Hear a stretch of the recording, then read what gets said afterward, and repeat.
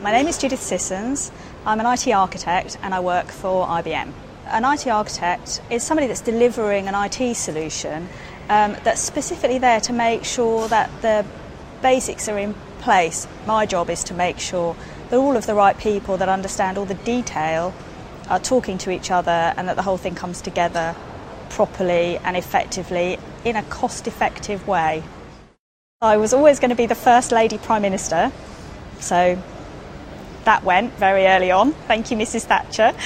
I was in a number of schools. My family moved around the UK quite a lot, so I think by the time I was 7 I was already on my 4th school. But one thing that my parents were really keen on was encouraging me to learn. My dad was an engineer, my mum's a teacher, so it was very focused around the academic side of things. I actually got my first job with IBM in 1984.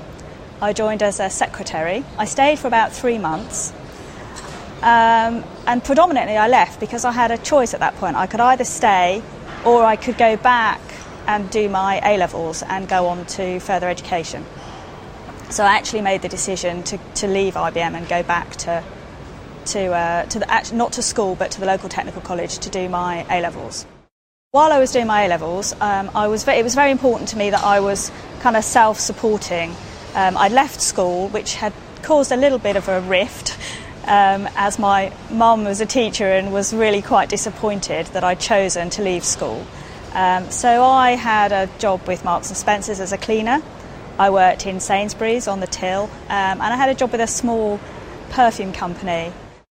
I was always interested in things that weren't necessarily seen as very feminine. My actual degree is in exploration geophysics. I was the only girl on the course. That was probably harder than I'd anticipated or expected. I actually got rejected from one of the colleges I applied to because I was a girl and they had no changing facilities for me.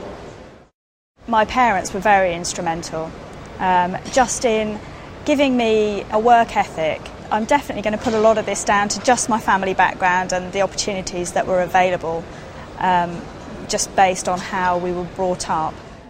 I'm doing an Open University French degree, which I'll probably finish in about 10 years' time. It's taken me so long to do it. But I've pretty much been continually learning things, and I think I'll always do that.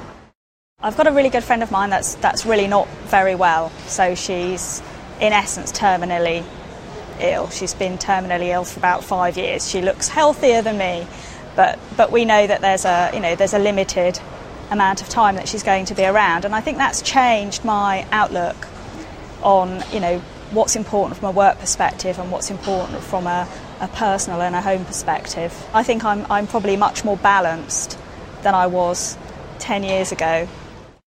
My husband and I bought a Swedish kit house about 2 years ago, so we're currently starting and moving through refurbishing. So currently a lot of my spare time is spent looking at how we're going to sort of remodel it so that it's more attuned to how we live rather than obviously how the previous owner lived in it.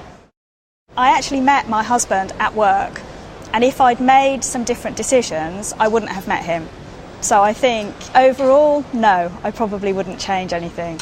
There are some things I could have changed, but I wouldn't be where I am now, and I very much enjoy what I'm doing today.